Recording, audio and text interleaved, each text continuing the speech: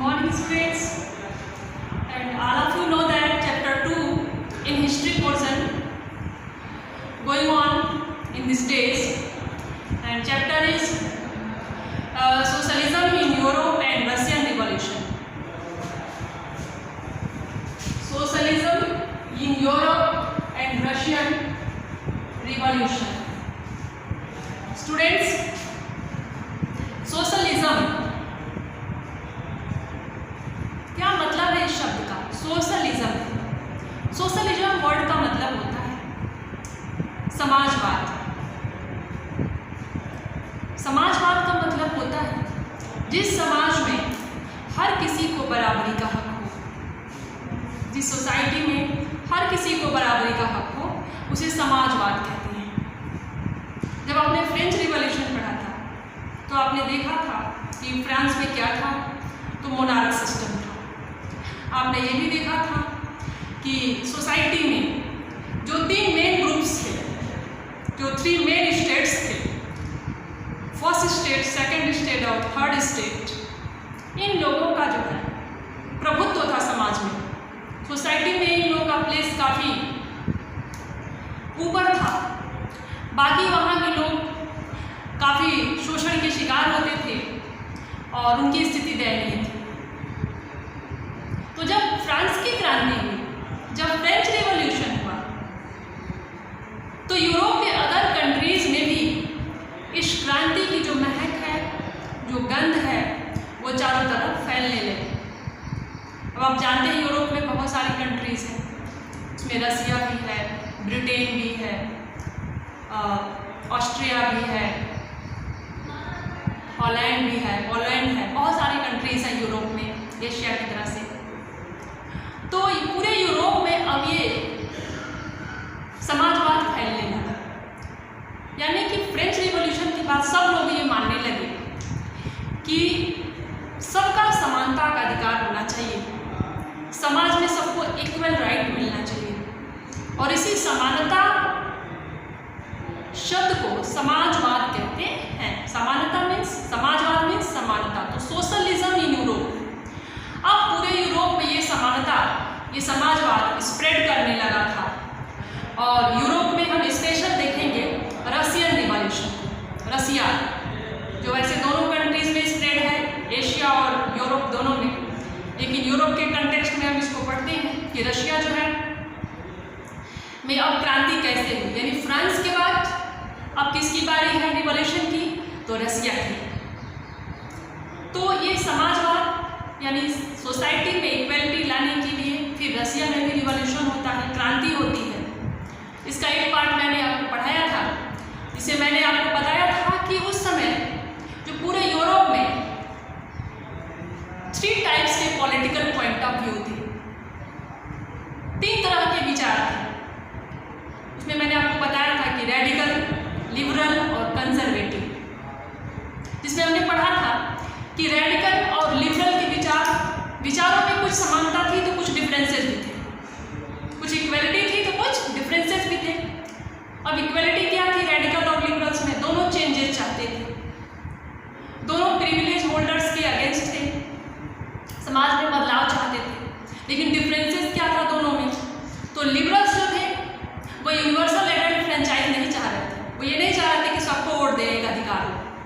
Liberals चाहते थे कि सिर्फ संपत्तिधारी को ही वोट देने का अधिकार होना चाहिए, महिला मताधिकार के फेवर में नहीं थे, फीमेल वोटिंग राइट के फेवर में लिबरल नहीं थे। जबकि रेडिकल्स यूनिवर्सल एडल्ट फ्रेंचाइज के फेवर में थे। रेडिकल्स वास्तव में बदलाव चाहते थे और रेडिकल्स फीमेल वोटिंग के भी राइट के फेवर में थे। रेडिकल्स नहीं चाहते थे कि निजी संपत्ति पे किसी का विशेषाधिकार हो। और एक और थर्ड नंबर है कंजर्वेटिव। कंजर्वेटिव का हिंदी मीनिंग होता है रूढ़िवादी, और रूढ़िवादी लोग वो होते हैं जो किसी भी तरह का बदलाव नहीं चाहते, जो बदलाव जल्दी एक्सेप्ट नहीं करते, चेंजेस से उनको डर लगता है, भाई चेंजेस होगा तो क्या होगा। वो अपने पास्ट को हमेशा खुद से जोड़े रखना चाहते हैं। अच्छी बात है, पास्ट को हम बिल्कुल खुद से अलग नहीं कर सकते, क्योंकि हमारा जो प्रेजेंट का फाउंडेशन होता है, जो बेस होता है, वो पास्ट ही होता है। लेकिन सिचुएशन के हिसाब से चेंजेस जो है हमें एक्सेप्ट करना चाहिए, और यदि नीड्स हो चेंजेस की तो बिल्कुल उसे करने का प्रयास करना चाहिए। तो ये जो कंजर्वेटिव थे वो चेंजेस चाहते तो थे, थोड़ा बहुत चेंजेस चाहते थे कि स्लो मोशन में हो, बहुत धीरे धीरे चेंजेस हो, ये सब कुछ एकदम से ना बदल जाए। वो ये चाहते थे कि हमारा पास्ट हमारे साथ रहे और थोड़ा बहुत चेंजेस हो। तो ये जो तीन मेन विचारधाराएं थी यूरोप में, रेडिकल्स, लिबरल्स और कंजर्वेटिव थी, तो इन तीन विचारधाराओं के का रिजल्ट जो आया वो आया, और क्या आया, तो the coming of socialism in Europe, the coming of socialism in Europe. अब धीरे धीरे यूरोप में सोशलिज्म का आना स्टार्ट हो गया। यानी ये जो फिलॉसफर थे, जिन्होंने जो अपनी फिलॉसफी दे रहे थे, उनकी ये फिलॉसफी बेकार नहीं जा रही थी। स्लो मोशन में ग्रेजुअली जो है सोशलिज्म यूरोप में एंट्री कर रहा था, यानी लोगों को समानता के अधिकार मिलने शुरू हो रहे थे। अब देखेंगे इसमें स्टेप बाय स्टेप देखेंगे कि कैसे कैसे किन किन लोगों की फिलॉसफी इसमें काम आई है।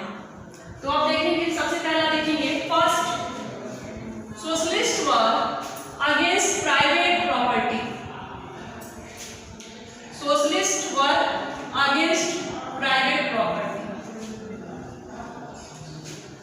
जो भी सोशलिस्ट, जितने भी लोगों में, चाहे वो रेडिकल्स हो, लिबरल्स हो, या और भी जो भी पार्टीज थी, जो भी लोग थे जो सोशलिज्म में यकीन करते थे, वो प्राइवेट प्रॉपर्टी के अगेंस्ट थे। प्राइवेट प्रॉपर्टी के अगेंस्ट होने का मतलब क्या है कि वो ये नहीं चाहते थे कि पूंजी किसी एक व्यक्ति के हाथ में कलेक्ट हो जाए। They did not want the collection of capital in one hand. तो आज भी आप देखते हैं इंडिया में कि हमारे प्रियम्बल में कहा गया है कि हम इंडिया में क्या लाएंगे, तो सोशल इक्वालिटी। अब सोशल इक्वालिटी का एक बड़ा मतलब फिनेंशियल इक्वालिटी है, आर्थिक समानता है। आर्थिक समानता है सोशल इक्वालिटी। तो इसी सोशल फिनेंशियल इक्वालिटी को पहले लाने के लिए जो सोशलिस्ट थे वो प्राइवेट प्रॉपर्टी में बिलीव नहीं करते थे। उनका मानना था कि जो पूंजी है, जो पैसा है, वो किसी एक हाथ में नहीं जाना चाहिए। वो पूंजीपतियों का विरोध करते थे। The next point, socialist had different views of future. Socialist had different views of future.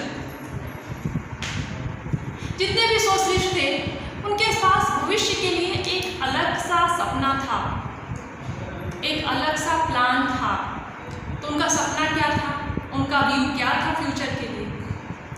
तो सोशलिस्ट ये मानते थे कि जो है, जो पूंजी है, जो कैपिटल है, जो पैसा है, वो किसी एक व्यक्ति के हाथ में नहीं रहेगा।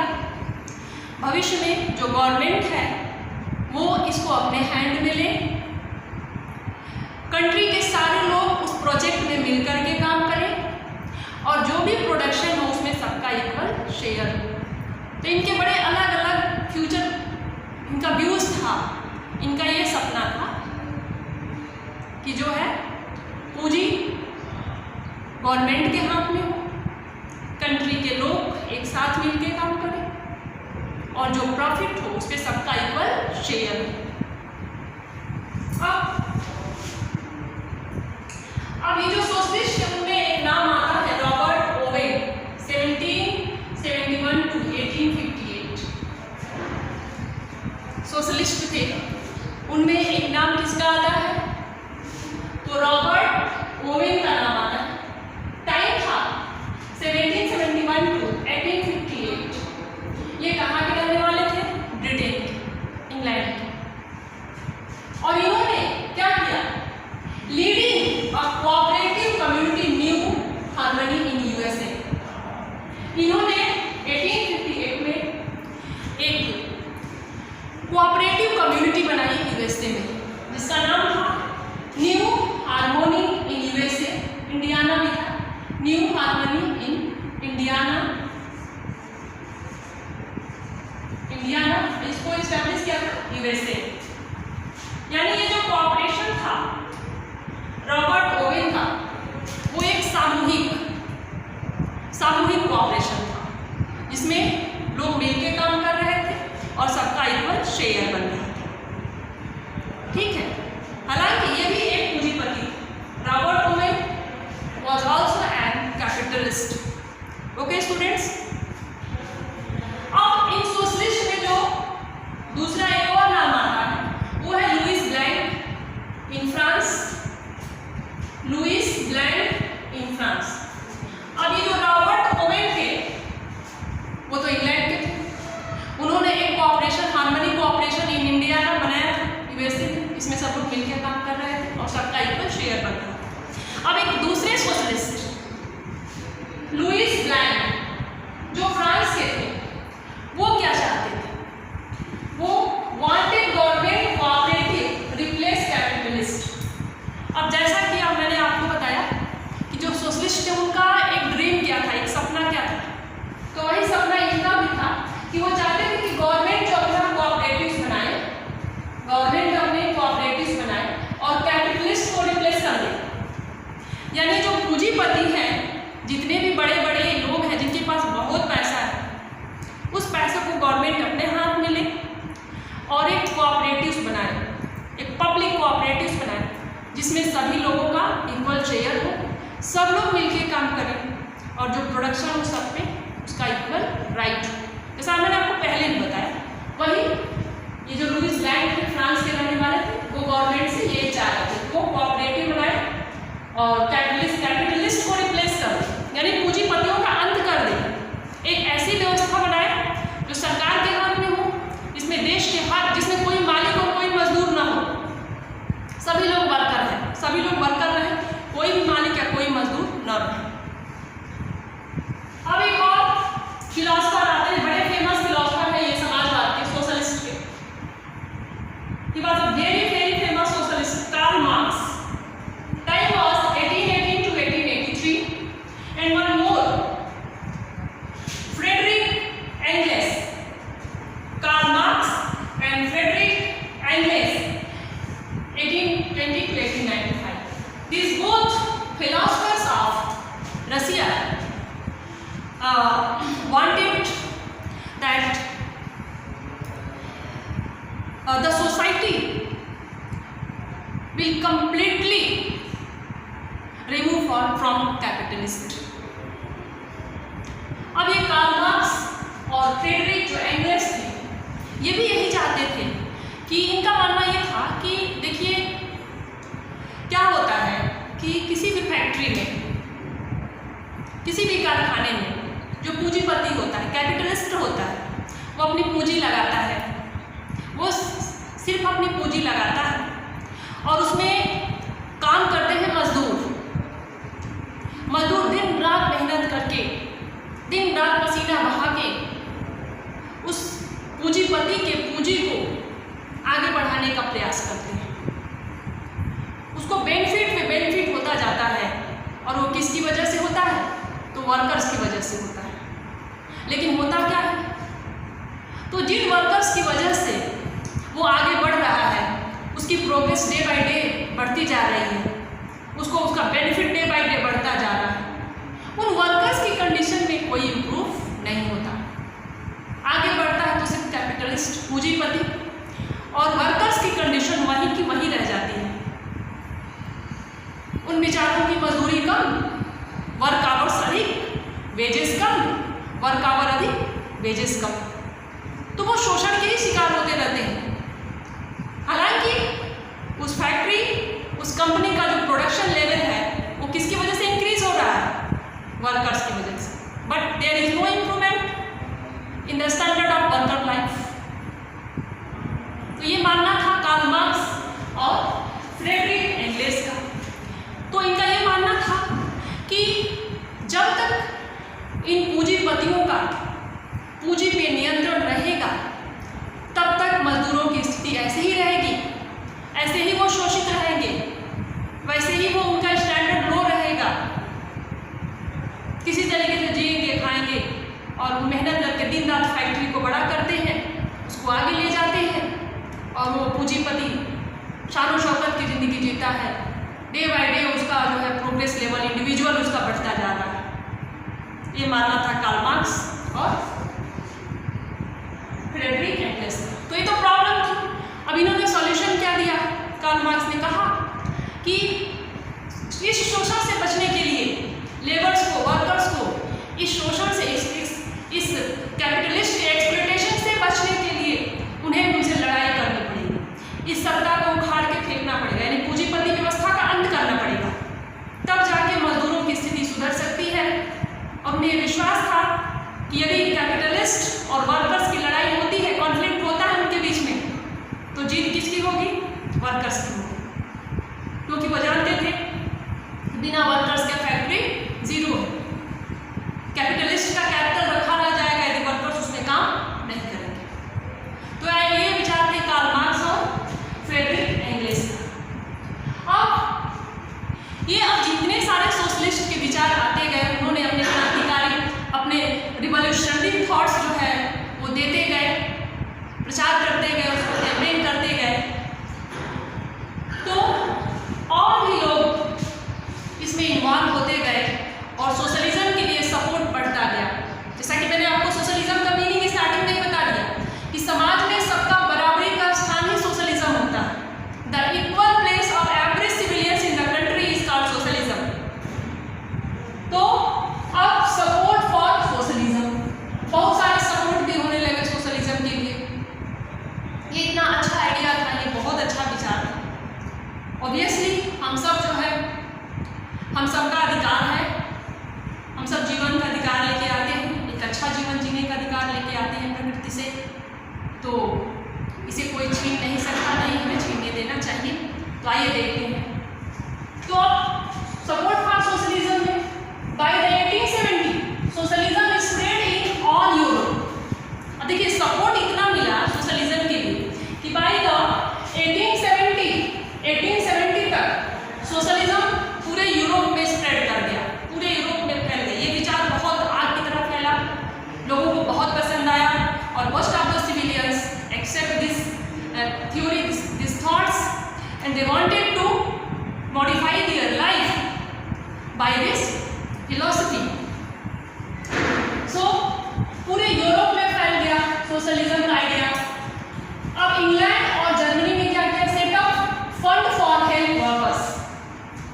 इंग्लैंड और जर्मनी में जो फैक्ट्रीज में जो वर्कर थे, उन्होंने आपस में एक दूसरे की हेल्प के लिए फंड बना लिया। फंड, क्योंकि जो मिल मालिक होते थे, जो फैक्ट्री ओनर्स होते थे, वो वर्कर्स को तभी तक पेमेंट देते थे, तभी तक वेतन देते थे जब तक वो काम करते थे। यदि उनकी लाइफ में कोई प्रॉब्लम्स आ जाती थी, कोई क्रिटिकल प्रॉब्लम आ जाती थी, तो फिर उन्हें कोई सपोर्ट नहीं था। तो इसके लिए ये जो इंग्लैंड और जर्मनी के जो वर्कर्स थे, उन्होंने अपना एक एसोसिएशन बनाया और उस एसोसिएशन में उन्होंने फंड जमा किए और उस फंड से जब भी किसी वर्कर्स के लाइफ में कोई प्रॉब्लम्स होती थी तो वह उनकी हेल्प करते थे, एक दूसरे की हेल्प करते थे। अब 1905 social party France, labour party in Britain.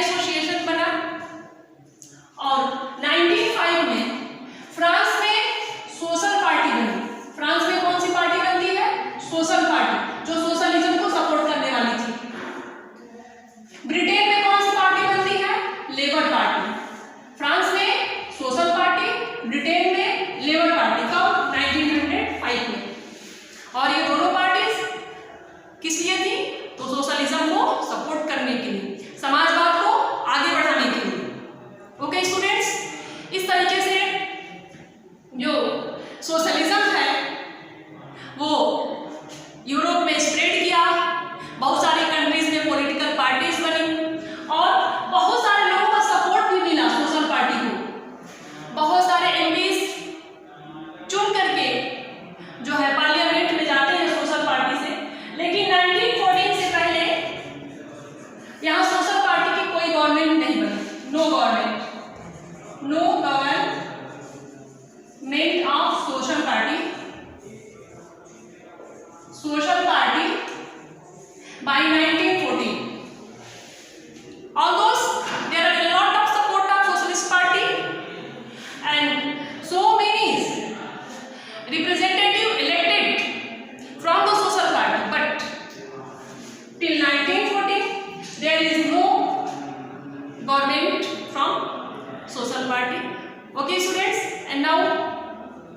I will explain the next point in my next teaching talk. Thank you. Have a nice day to all of you. Bye.